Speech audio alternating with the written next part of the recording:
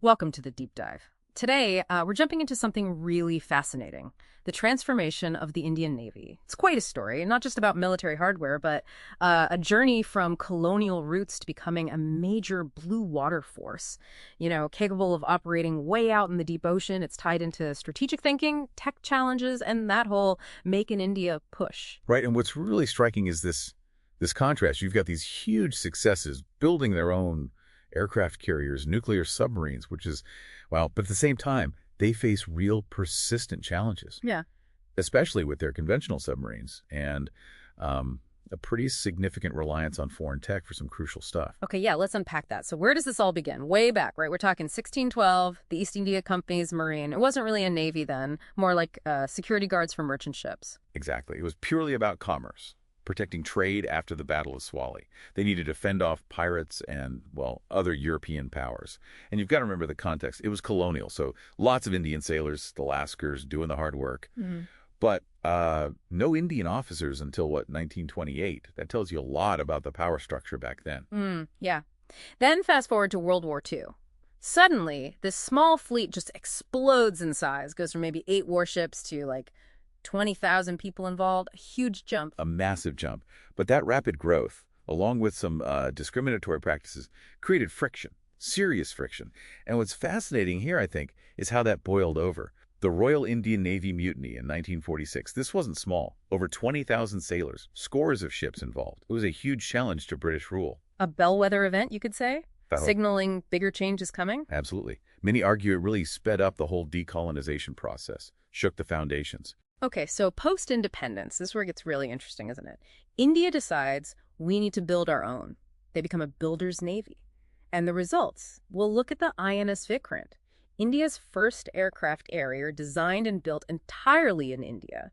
That puts them in a very small, very elite club globally. A tiny club.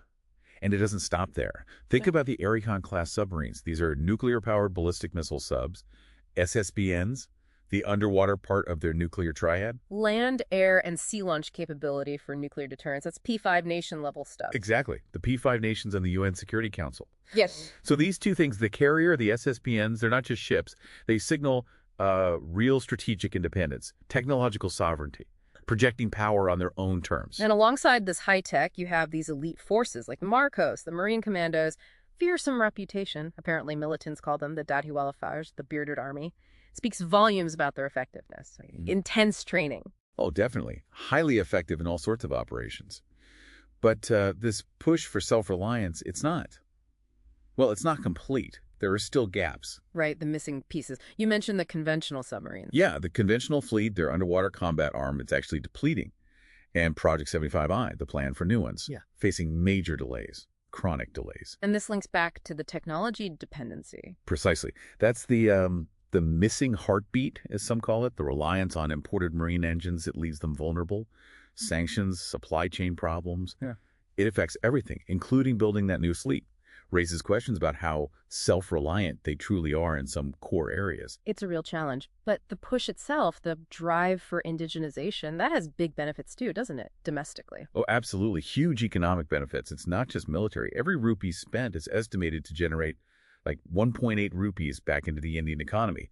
Think about the jobs, the innovation in related industries, steel, electronics. It builds a whole tech ecosystem. That's crucial for resilience. And all this is happening with, increasing competition in the Indian Ocean region. China's growing presence is a big factor. Definitely puts pressure on India to keep pace, to secure its interests in its maritime backyard. Makes the indigenous push even more urgent. So when we look back, there are clear moments of triumph, defining moments. The 1971 war with Pakistan, for example, Operation Trident, December 4th, that surprise missile attack on Karachi, sunk Pakistani ships, no Indian losses. Quite ingenious. A watershed moment, technically and strategically. But it's not just about warfighting. Their peacetime role now is huge. They're seen as a first responder in the Indian Ocean region, a preferred security partner. Like the anti-piracy stuff, Operation Sankalp. Exactly. Think about the INS Kolkata stopping that hijacking of the MV Ruin recently, rescuing the crew. And also humanitarian aid, disaster relief, Operation Rahat, evacuating people from conflict zones. It's a massive part of what they do. So really, the Indian Navy's story mirrors India's own path, doesn't it? From a colonial past to a modern power with global reach and influence. It really does. Huge strides have been made, incredible achievements. But that full blue water ambition, it still depends on tackling those persistent challenges, Yeah. especially, getting those conventional submarines sorted and achieving real self-sufficiency in marine engines. That's the key. So what does this all mean for you listening? It's a case study, really, in how nations build power and navigate a complex world.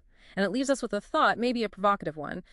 Given India's amazing success building its own carriers and nuclear subs, what does the ongoing struggle with conventional subs and engine tech tell us? What are the real limits, the true definition of self-reliance in today's interconnected world? Something to think about.